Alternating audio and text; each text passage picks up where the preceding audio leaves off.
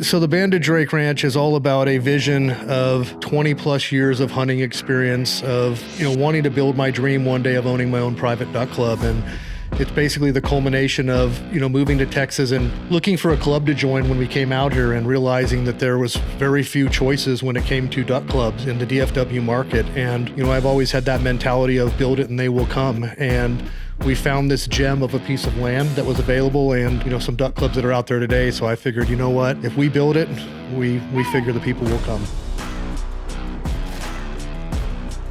We did not spare any expense when it came to building this place out. We have our main lodge, which is our main structure, which is 8,500 square feet under roof of livable space and 13,000 square feet under roof. I mean, that includes 6 bedrooms, 5 baths. Each room has doubles with 2 beds. And then we also have an overflow room that has 3 sets of bunk beds. So we can house, maybe 21 people in that particular building. So we tried to incorporate a bunch of fun things out here with, a cantina, outdoor kitchen, swimming pool, hot tub, etc. So the second structure we built was a 2,500 square foot shop, which is actually a fun zone where you have like the game room, bar, stuff like that. So if it's raining out, you got somewhere to hang out, play cornhole, drink a couple pops, hang out with the guys and socialize. But then on the inside, it's very inconspicuous. You would never know it from the outside what's really housed in here. And I think you can attest to that as well, that when you come in this, you're pretty much going to be wowed, because it's 5,250 square feet of nothing but tongue and groove pine. Lockers for each individual member. We've got 8 bedrooms. We've got 2 beds in each one of those rooms, so we can host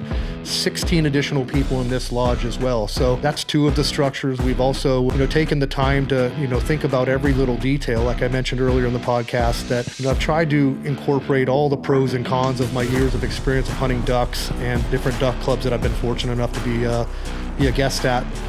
I tried to utilize every square inch of this property. And what I mean by that is, I didn't want to have 1 acre that was not accounted for or being utilized that would be able to hold ducks or hold water or do something that's going to help make a better duck hunting experience. I took my experience from hunting the Sacramento Refuge and the Sacramento rice fields in the Sac Valley and the Butte Sink, and I just had this vision of being able to create, 6 man-made ponds over there, utilizing an elevated system where each field is progressively lower than the other, where I could take advantage of flashboard risers to, pump one of the fields full, and it would progressively go into the next field, and we grow millet in these fields, and eventually we'll have corn. We're going to alternate every other year or so, have maybe some soybeans, but we wanted to really create a smorgasbord for the ducks, because we already know that out in the marsh itself, we've got, as you can attest to this, again, as we drove around, there's more duck food that's naturally growing out there than you could shake a stick at. So when people think of Banded Drake Ranch, we want them to think of not only a quality place, but quality birds. And that's kind of what my ultimate goal and Seth's ultimate goal was. It's quality, not quality and quantity, but really it's quality first. So.